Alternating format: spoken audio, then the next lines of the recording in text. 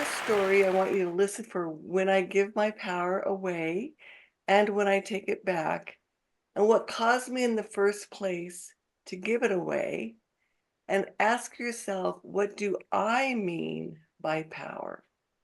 So, as all good stories begin, let's begin with once upon a time, a very long time ago. I lived in San Francisco and I wanted to get my sailing captain's license for up to a 60-foot vessel. So I took all the courses and I would pass each level. I'd pass the written and I'd pass the practical. And finally, one Saturday morning, I wake up because now is my last practical test to receive my captain's license.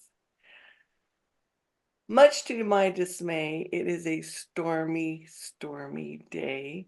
And it's not really a day you want to go out sailing, especially under an examination type setting.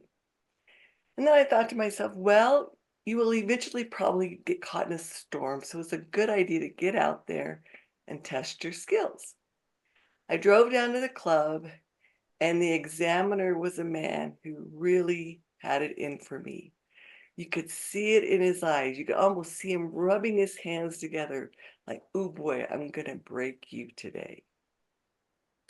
And I said to myself, no, you're not. Bring it on, which he did. So we all got in our bellwether gear. Can you see that? And went sailing into the bay. And there are several tasks I had to do, and we would check the box. And once I completed all those tasks, the exam was over, such as setting the anchor in foul weather was not fun, tacking, which is pretty easy to do. But then there was one final task. He said, I want you to do a controlled jibe. No sailor in their right mind wants to do a controlled jibe, and they would never do it in a storm. And I thought, he's crazy. This is dangerous. It could kill us both. But then I wanted that captain's license, and I said to myself, I'm going to do it. I looked at the size of that boom, and back then I had no upper body strength. My friends called me Tweety Bird Arms. I thought I can do this. So I imagined all the steps, did that controlled jibe, did it perfectly. I thought, ooh, okay, that's the last thing I have to do. We get to go in. No, for some reason, he really wanted to break me. And we stayed out and he had me go through every single task again. I was wet. I was cold. I was tired. I just wanted to take it in. And I was mentally exhausted because you have to really think hard, much harder in a storm. Anyway, I think we're going to go in. He goes, I want you to do a controlled jibe. And I thought, this is so dangerous. What is he doing? But I want that license. So I looked at that boom, thought I'm going to do it again. I did it again. And I thought, good, we're done. We can take her in. On our way in, for the third time, he says, I want you to do a controlled jibe. And I got angry. I looked him in the eye. I said, I'm the captain of this vessel, and we're taking her in. We docked the boat. I cleaned up the boat and buttoned her down, and I went in and talked to the manager and told him what happened, and he got fired.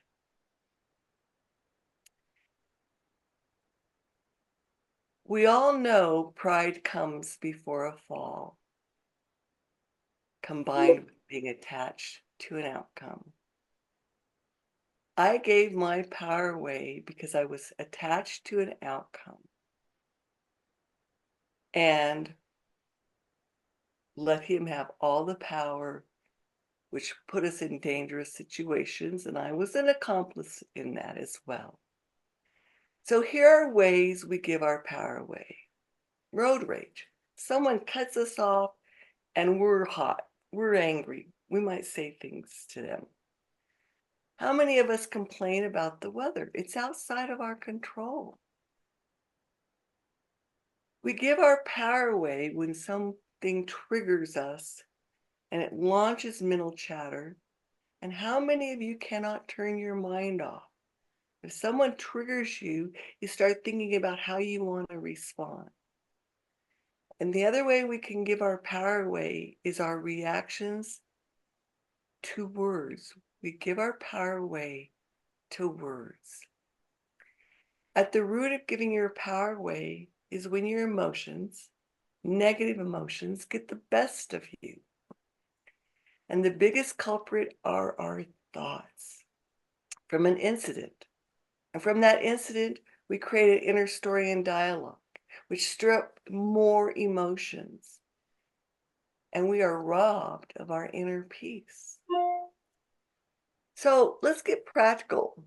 What about the bully in the workplace? A lot of clients I work with encounter bullies.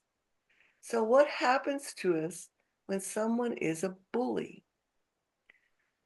Years ago, I had a 13-year-old boy, and he was a small boy in my office, and he was being bullied. And he was very unhappy, and he kept getting smaller and smaller. One day I said, listen, you go to school, you try to be small, you hold your head down, hoping the bully will leave you alone. Is that right? And he said, yes. I said, he's seeking you out. I said, I want you to go into school expecting him to bully you. Be prepared. Walk in with your shoulders held up high. Walk right up to him and say, knock it off. Turn on your heel and walk away. I had him practice this in the office a few times, out loud, till he really could stand up tall, like I stood up against the examiner. He said, what's going to happen if I do that? I said, he'll leave you alone. Bullies are cowards, and when you confront the bully, they'll go find someone else to pick on. So, back to the sailing test. What did I do? What did I use to take my power back? What did I instill in this 13-year-old boy to take his power back? Anger. Let's look at anger and how it can propel you to take your power back.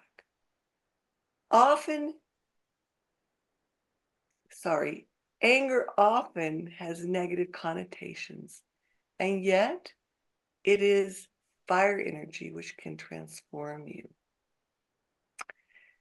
Here is part of the alchemist's prayer. I'm not going to read you the whole thing. And there are also several references in the Old Testament about the refiner's fire.